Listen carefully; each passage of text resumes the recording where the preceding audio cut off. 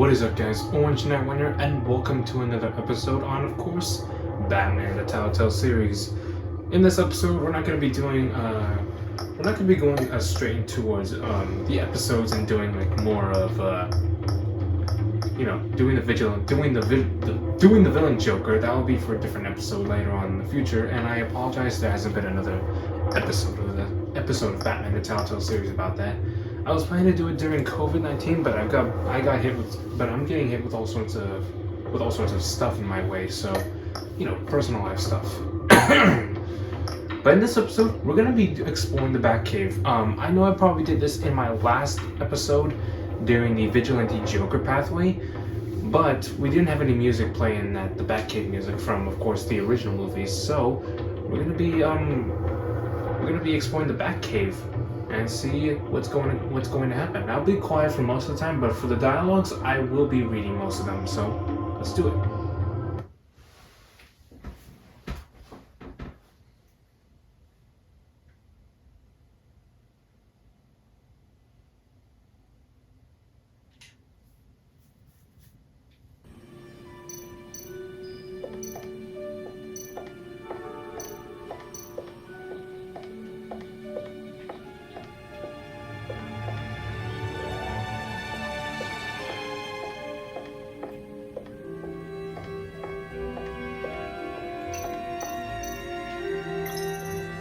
Catwoman, Selina Kyle, thief for hire.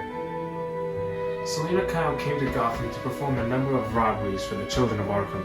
Though she eventually helped me stop them, she left Gotham during Lady Arkham's final solemn assault on the city. And I don't know whether she'll ever return. Despite our differences, I enjoyed sparring with her. Two-Face, aka Harvey Dent, corrupt mayor of Gotham. Harvey Dent was once a promising Harvey Dent was once a promising mayoral Wow, I can't even pronounce it right. Harvey Dent was once a promising mayoral candidate and one of my closest friends. I supported his campaign and his vision for Gotham. After he was attacked by the children of Arkham, he became Two-Face, a violent and deeply paranoid criminal. During his brave stint as mayor, he used his authority to enforce martial law throughout the city. Mayoral, that's how I'm gonna say it. I'm pretty sure that's how everyone else says it. Penguin, Oswald Cobblepot, revolutionary. Oswald Cobblepot was a terrorist, anarchist. I keep saying anarchist, that's always the thing with me whenever it's with that word. And my oldest friend. Born to one of Gotham's most prestigious families, he lived abroad after his mother was committed to Arkham Asylum by my father. He returned to Gotham to join the children of Arkham, seeking revenge on my family for destroying his. Vicky Vale was I forgot to read the top part. Lady Arkham, Vicky Vale, terrorist leader. Vicky Vale was a well-known and respected reporter at the Gotham Gazette, but she was born Vicky Arkham, not a Vale.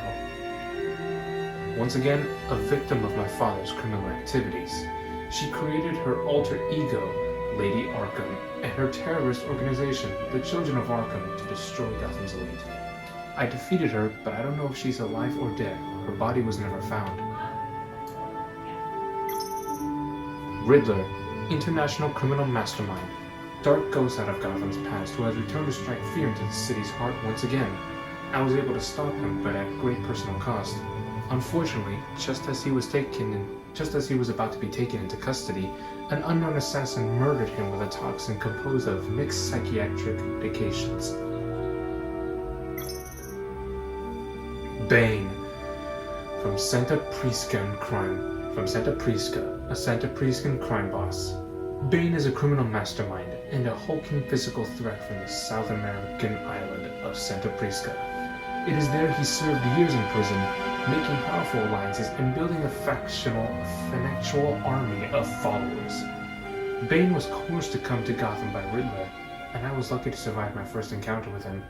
I was able to defeat him and apprehend him during his failed raid on the Bowie Spa, but then he returned later again when me and John tried to actually, become friends, and he jumped in to try to kill us. Mr. Freeze. Dr. Freeze is a brilliant scientist whose research focused on extending the human lifespan through cryogenics. Missing following a deadly explosion, Mr. Freeze joined Riddler's deadly pack, hoping to use the agency's virus to revive his dying wife. When he was trapped by the agency in the Sanctus lab, I had to make a hard decision to honor his request and freeze him, or let him become an experiment for the agency's scientists. Harley Quinn. Dr. Harleen Quinzel was one of the most respected psychiatrists in Arkham Asylum until she discovered the reason behind her father's tragic death. A genetic disease that brought about depression and eventually led him to taking his own life. Whether it was the onset of this illness or just the trauma of knowing what might be waiting for her, she turned to a criminal mastermind to help her out. Her connection to Riddler put her directly in my crosshairs, and her relationship with John Doe elevated her to one of the most dangerous opponents I've ever faced. And last but not least, Joker. John Doe. John Doe was an inmate in Arkham Asylum when we met. He helped me escape and after a while escaped himself. The outside wood proved loud and uneven to John, and I think that drove him into Harley's arms, which sent him searching for me. He craved a lifeline among the noise. John clutched onto me, mostly innocently at first, but as time passed, he revealed himself to be more and more volatile. In the end, John was overcome by his impulses and fell into darkness. Now only a shadow remains of the man I once knew.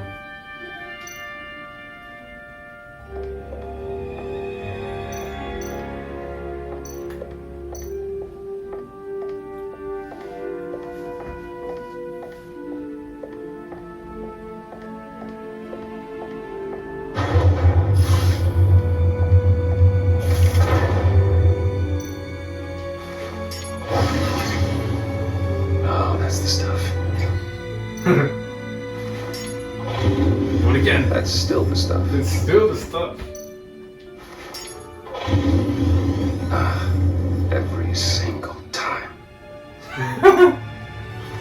Do it again. Like sweet music. It's like sweet music on a motorbike. Never gets old.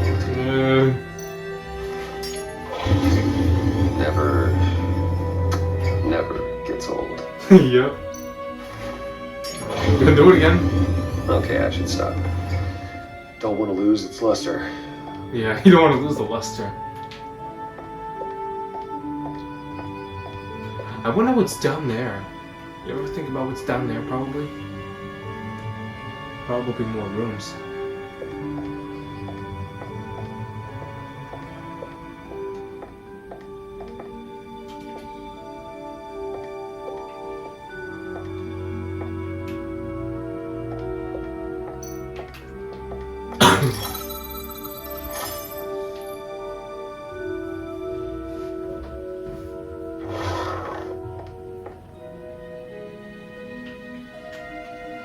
Gotham feed.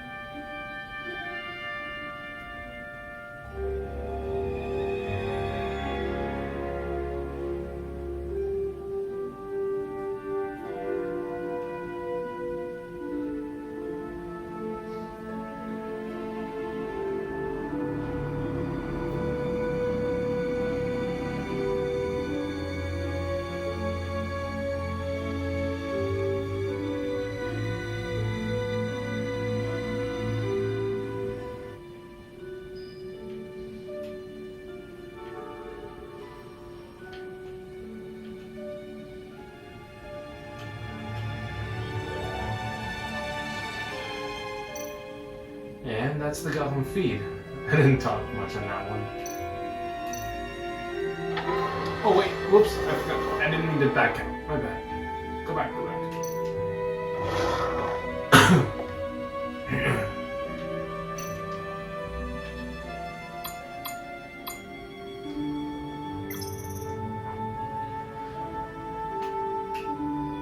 Gordon was fired for following a legitimate lead between myself and the pack. The idle time didn't last long as he was back on the streets trying to help stop John. He knows he let the pressure of Waller being in town and in charge get to him. He apologized. I accepted. That's about all I think he'd like me to say about that. Over the past year, my partnership with Jim has flourished. I finally won his trust, and Gotham City is a better place for it. Batman used to be hidden in the shadows, but Jim has helped me step into the light and find legitimacy. For that I am grateful. I think Jim is finally stepping into his new role as police commissioner. It's been a difficult transition, and I don't think he'll ever be comfortable with the tragic way he received his promotion. But I trust he'll use his newfound authority to make this city a better place. Gotham is lucky to have him, and so am I. I couldn't have asked for a better partner. Even with Gordon off the force, there are still good people at the precinct. Montoya is one of them. It was Waller who told me that I needed allies going undercover, but I'm glad I still have a few at the GCPD. I've known Detective Montoya long enough to be confident that she'll pick up where Gordon left off. She won't stop fighting until the pact is secure in Blackgate. Things are looking up for Jim Gordon's favorite true blue cop. Renee Montoya was recently promoted to detective after she was exonerated of the murder of Carmine Falcone. It was evidence I provided that proved she was under the influence of Lady Arkham's drug when she committed the crime. I admire Renee's dedication to law enforcement and fierce loyalty to Jim. It's evident that she lives for her work, often at the cost of her own personal life. Sounds like a problem we both share. Lucius Fox, deceased.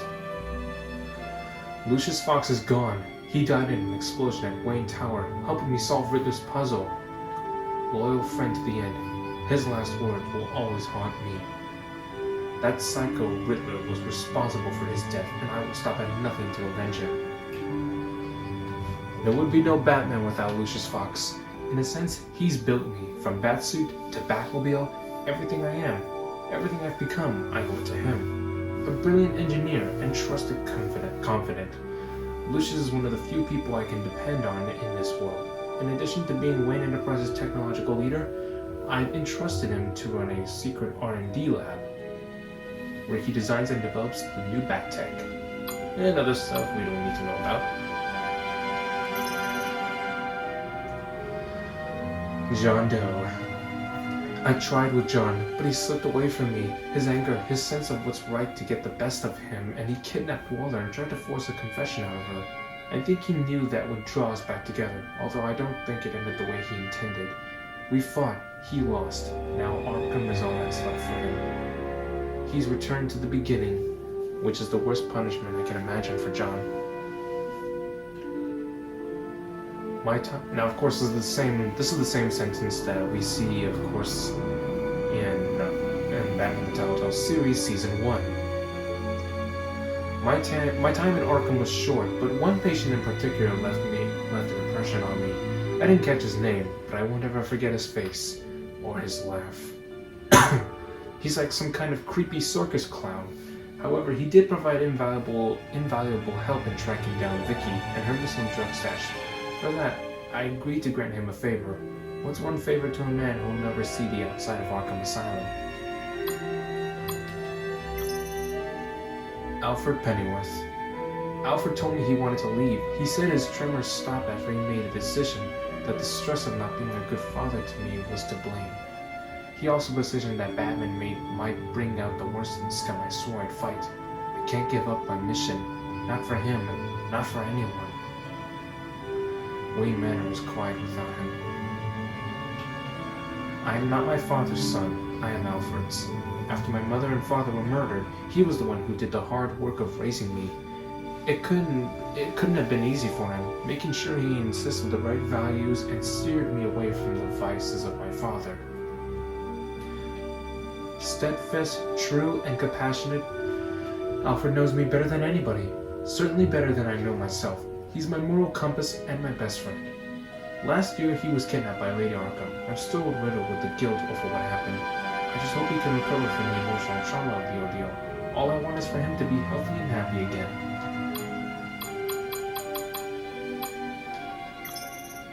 Tiffany Fox. Tiffany ended up confessing to killing Riddler in the retribution for her father's death. She broke my code, but I couldn't just abandon her. She needs to answer for her actions, and she will, under my watchful eye.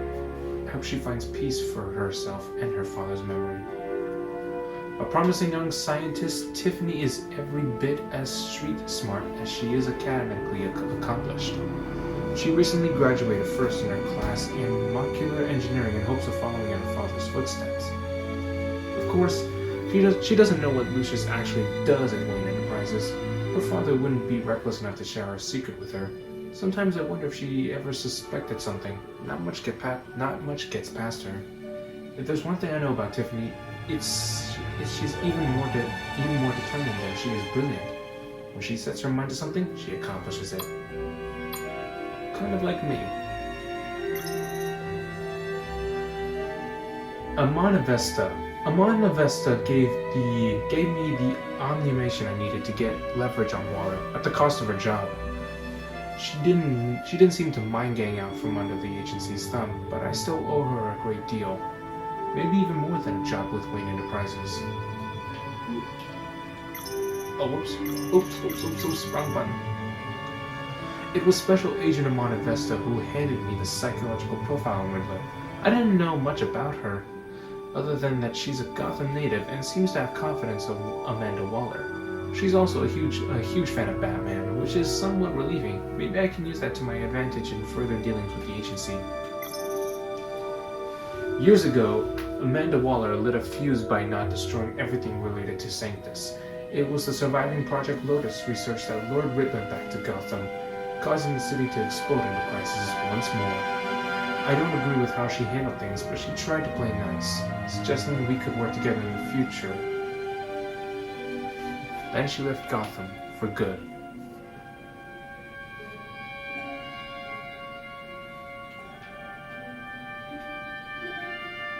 Amon provided me with leverage over Director Waller. This burned document was compiled from various sources and details Waller's illegal transaction while acting as head of the agency. So this is the burned document from, of course, Chapter 5. I'm not gonna read it all because then it's gonna be it's gonna be very long.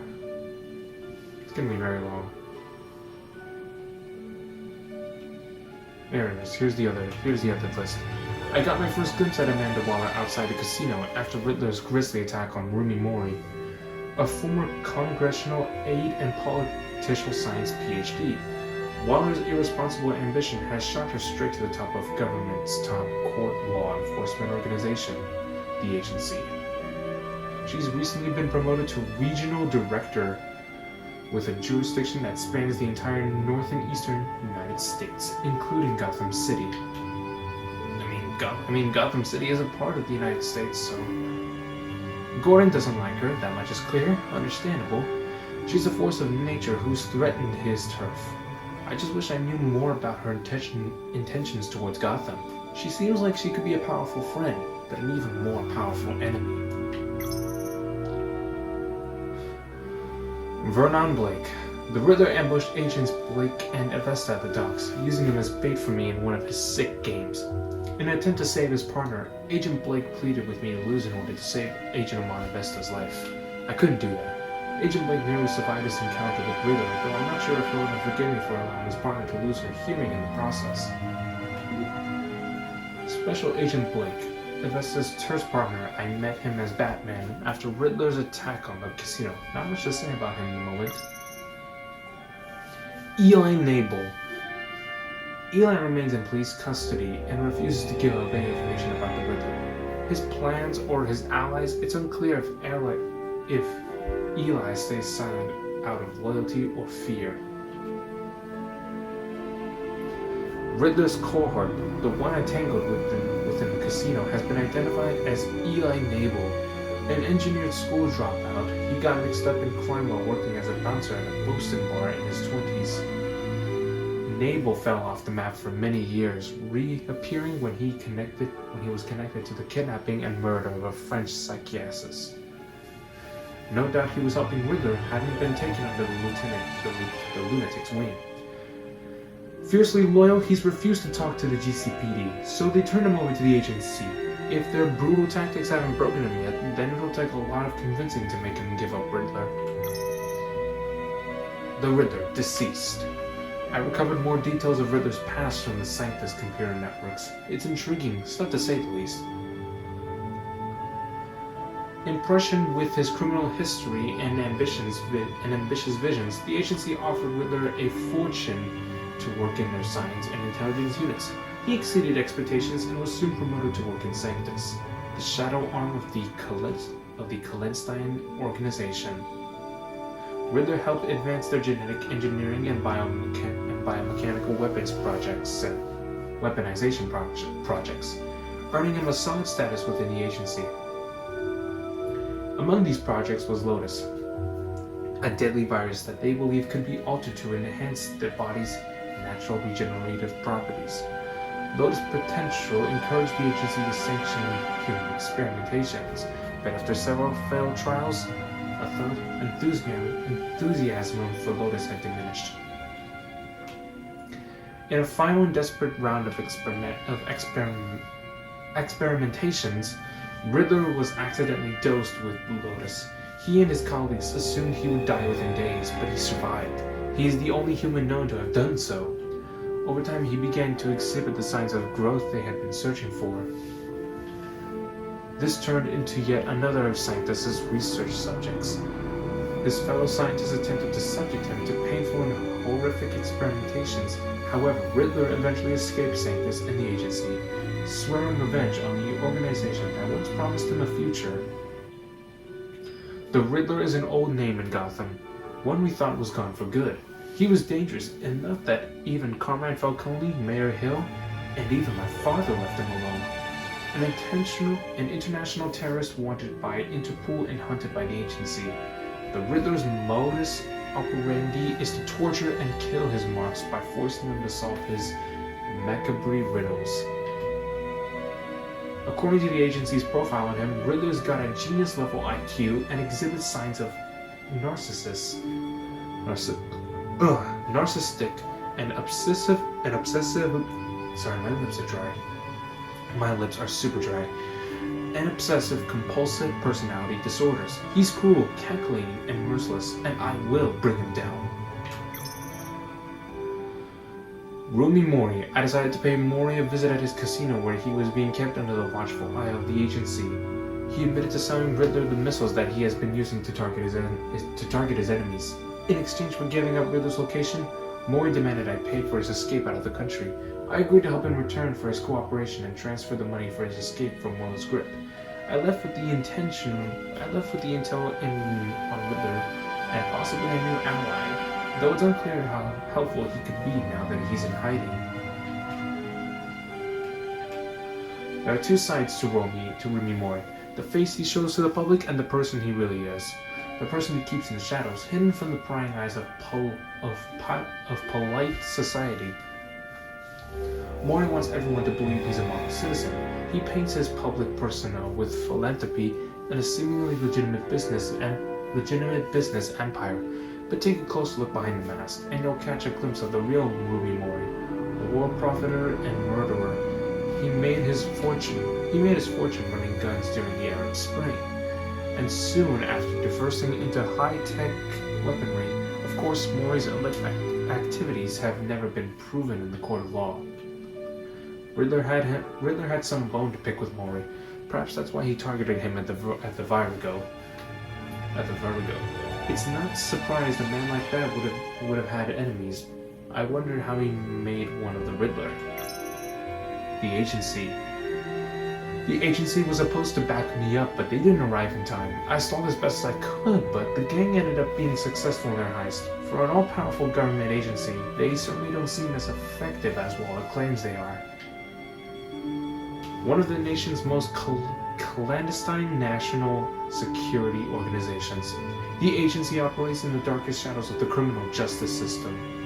Not much is shown about their day-to-day operations, but with little information I can dig up about them is that the agency's influence is awe-inspiring, stretching across international borders and reaching the highest echelons of political power. Thomas Wayne. My father and possibly the worst criminal this city has ever known, Thomas Wayne. I once thought he was a hero, a man who died trying to protect my mother and I from the bullet of a common crook. I was wrong. I found out the truth about my father not long ago. He wasn't the philanthropic doctor he pretended to be. He was a monster who amassed our family's wealth by drugging and gaslighting Gotham's wealthiest families and robbing them of their fortunes. He devastated lives and destroyed minds. To rob someone of their sanity is one of the worst things you can do to a person. I would know. Lady Arkham robbed me of mine as a recompense for my father's sins. I hope that debt is paid. I want nothing more than to leave his dark legacy in the past. My mother, the mystery, Martha Wayne. I witnessed her and my father's assassination when I was just a child, so my memories of her are few and far between, but I cherish each one. It's unclear what she knew or how involved she was with my father's crimes, but there's a part of me who wants to believe the best about her. Maybe she was left in the dark. Maybe she tried to stop him. I just don't know.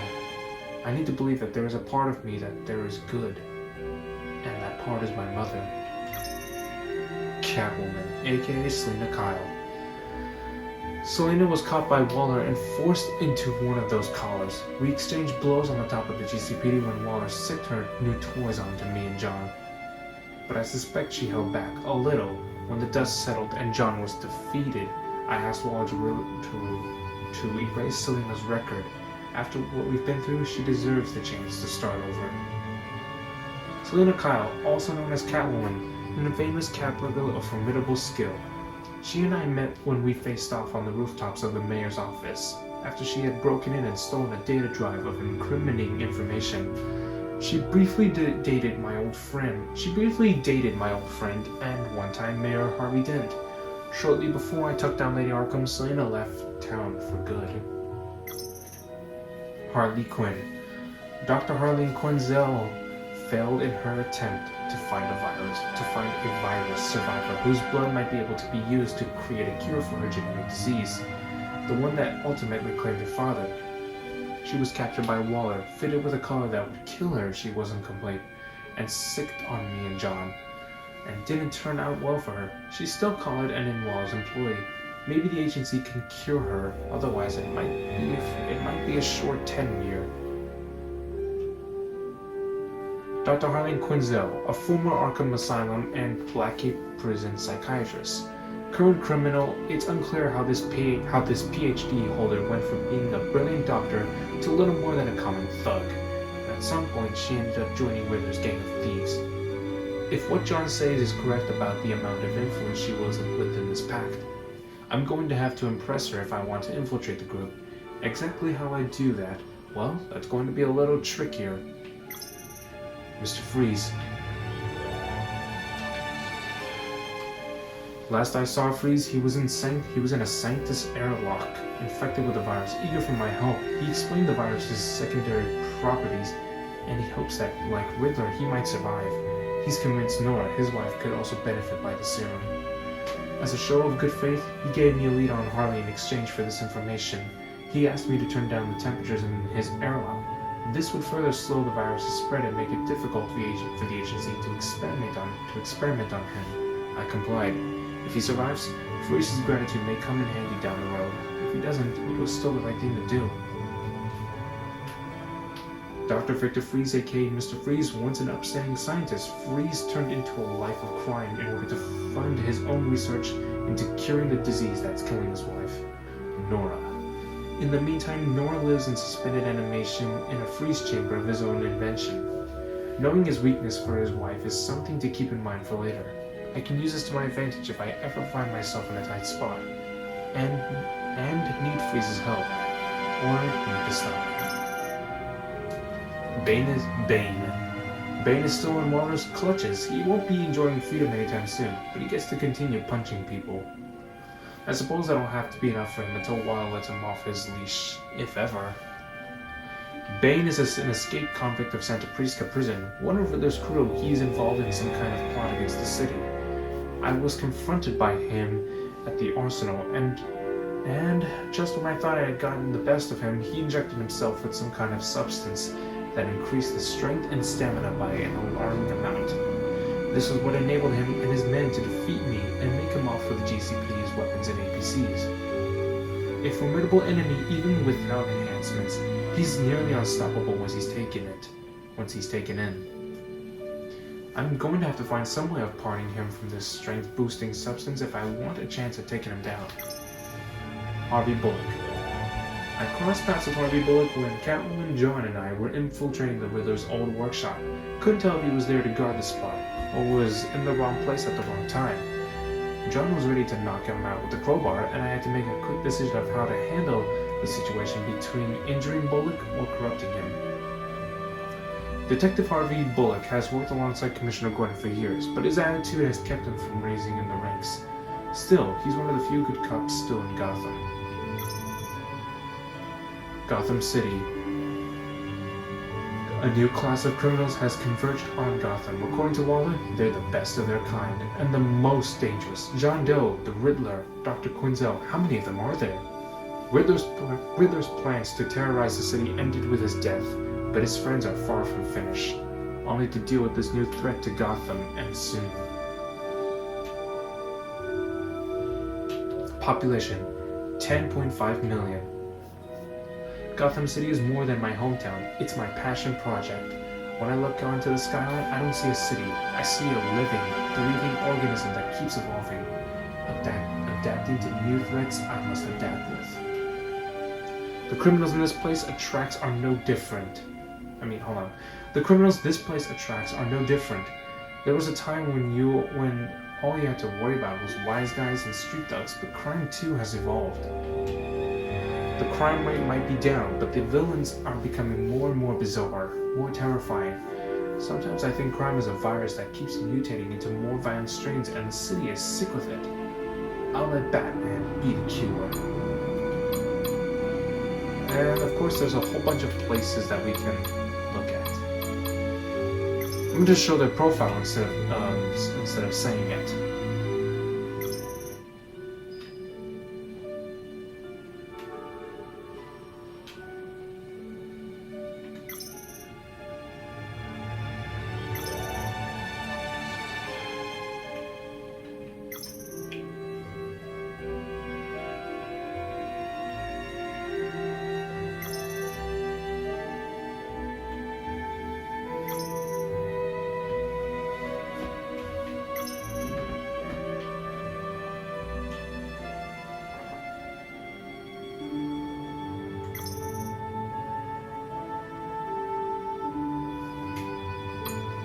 And that's it. Only thing left to see now is the gear room.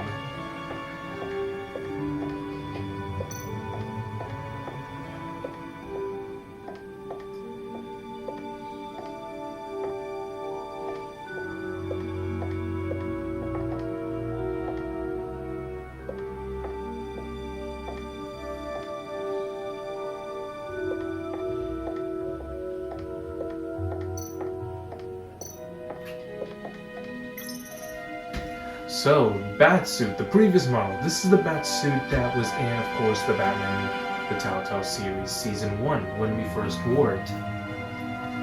My suit always takes a lot of damage, but still does what it's supposed to do. Hide my identity, intimidate criminals, and keep me alive. This batsuit was damaged in fights against the Children of Arkham and Harvey Dent's paramilitary troops. Lucius has since given me an even better version of the suit. I hold on to this one to remind me to never let my guard down in battle, or in case we ever need to wear another suit. I don't know why this one has its lights off. I don't know if that's just an effect or a glitch. Grapple gun. This gun allows me essential freedom of movement around the city, whether that's from buildings to buildings or straight up from a crowd of enemies. Batarangs. Military-grade titanium weapon. A few of these can clear out a room full of gunmen. Heavy, sleek, and extremely sharp. Smoke grenades. These grenades create a smoke screen that confuses enemies and allows me to hide, striking from the shadows.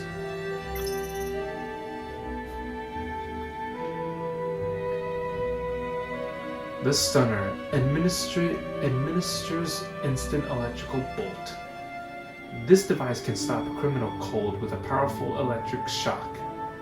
It's flashy and unsubtle,